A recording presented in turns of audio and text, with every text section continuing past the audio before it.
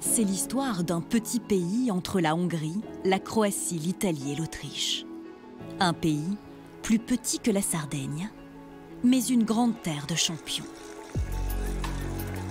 La Slovénie figure dans le top 7 des pays ayant remporté le plus de médailles par habitant aux derniers Jeux olympiques. Ces athlètes brillent sur la scène sportive mondiale dans toutes les disciplines. Le cycliste Tadej Pogačar, ici champion du Tour de Slovénie, a remporté 2 fois le Tour de France. Tina Trsteniak, médaille d'or et d'argent en judo aux derniers Jeux olympiques. Autre judokate médaillée olympique, Anna-Marie Velenšek. En escalade, Janja Garnbret, médaille d'or olympique, 6 fois championne du monde, 3 fois championne d'Europe. Un Slovène s'impose aussi sur les terrains de football. Jan Oblak est l'un des gardiens de but les plus chers. Des destins exceptionnels qui sont tous nés ici en Slovénie. C'est dans cette petite ville discrète, en périphérie de la capitale, que Janja Garnbret écrit sa légende. À 23 ans, elle est l'une des meilleures grimpeuses du monde. Tu veux passer par-dessus? Comment tu veux t'y prendre? Elle est l'une des championnes les plus connues en Slovénie, l'ambassadrice d'une jeune génération d'athlètes slovènes qui dominent les podiums des plus grandes compétitions internationales. Quand j'escalade, je me sens légère et en même temps très forte. Je me sens aussi très honorée et fière de coécrire l'histoire avec toute cette génération de champions slovènes. Nous nous soutenons et nous nous connaissons tous. C'est l'avantage d'être dans un si petit pays.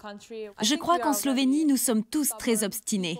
Nous n'avons pas les meilleures infrastructures du monde, ni beaucoup d'argent, mais je pense que grâce à notre détermination, nous pouvons tout accomplir. C'est ce qui me rend d'autant plus fière de représenter cette génération d'athlètes et la Slovénie en général. Dans ce pays de seulement 2 millions d'habitants, la détection et l'accompagnement des champions sont des éléments essentiels. C'est à l'université du sport de la capitale que sont formés les professeurs d'éducation sportive et que travaillent les professionnels qui découvrent et encadrent les athlètes slovènes qui vivent de leur passion. Matej Tušak est psychologue du sport. Pour lui, les extraordinaires résultats sportifs des Slovènes s'expliquent en partie par l'histoire du pays. Au sein de l'ex-Yougoslavie, le sport était un moyen fort de promouvoir le pays et le socialisme. Mais les Slovènes avaient peu l'occasion de participer aux grandes compétitions internationales car ils étaient beaucoup moins forts que les Serbes ou les Croates, en basket ou en football par exemple. Cela a donc réveillé en Slovénie une envie très forte d'obtenir des récompenses et de participer aux grands événements sportifs, mondiaux ou aux Jeux olympiques.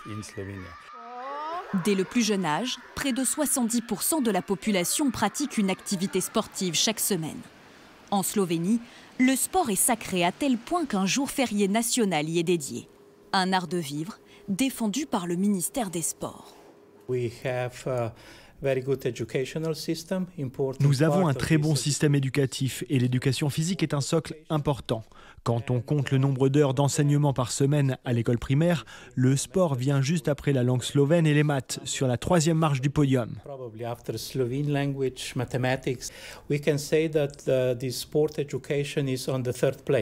Le pays va plus loin.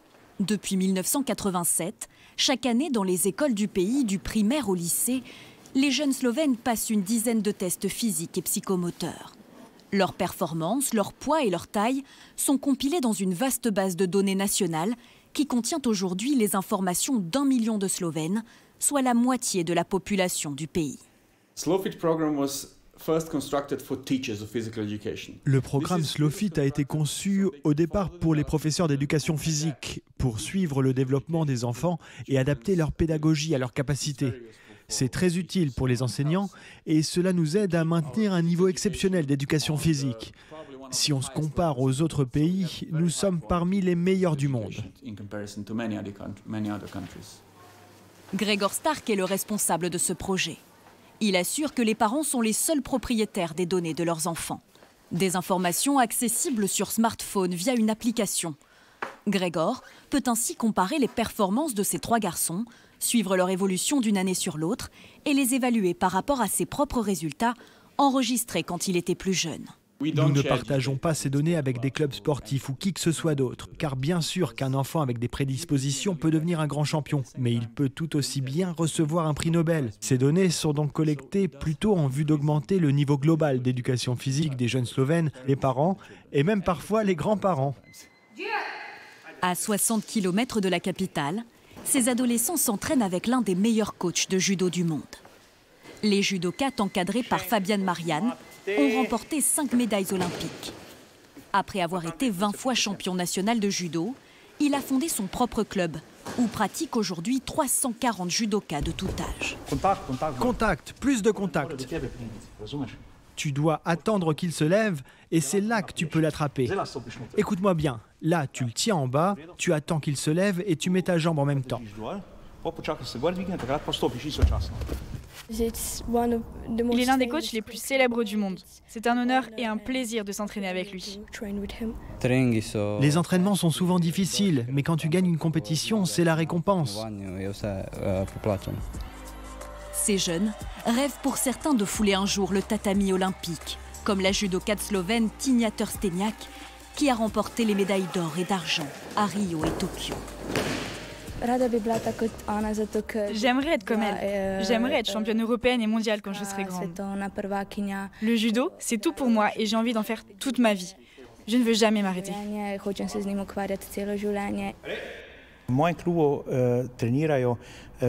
Dans mon club, on commence à s'entraîner très jeune. Ce sont ceux qui tiennent jusqu'à la fin de l'entraînement, ceux qui montrent qu'ils s'accrochent, qui y arrivent. Ce ne sont pas toujours les plus grands talents qui reviennent avec les médailles olympiques, mais ce sont les plus grands travailleurs. Ces victoires olympiques sont les plus beaux souvenirs de ce coach. Les récompenses, après en moyenne au moins 15 ans de travail avec chaque champion olympique. Ces médailles d'une valeur sentimentale inestimable ont rejoint ses propres trophées. Un succès aujourd'hui qui fascine de la Slovénie jusqu'au Japon.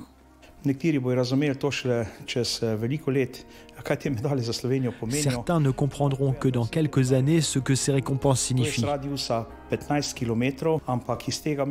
Toutes ces médailles viennent d'une toute petite ville slovène. Quand j'y pense, même moi j'ai du mal à réaliser et je me demande mais comment cela est possible? Quel est donc l'ultime secret de la Slovénie pour briller dans le monde du sport sur le chemin des podiums? La Slovénie est un jeune pays. Nous n'avons pas eu de roi, pas de grands guerriers. Alors aujourd'hui, nos héros, ce sont nos champions.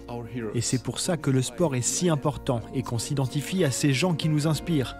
Nous sommes petits, mais nous voulons être grands dans le sport. Et nous voulons être les meilleurs dans toutes les disciplines.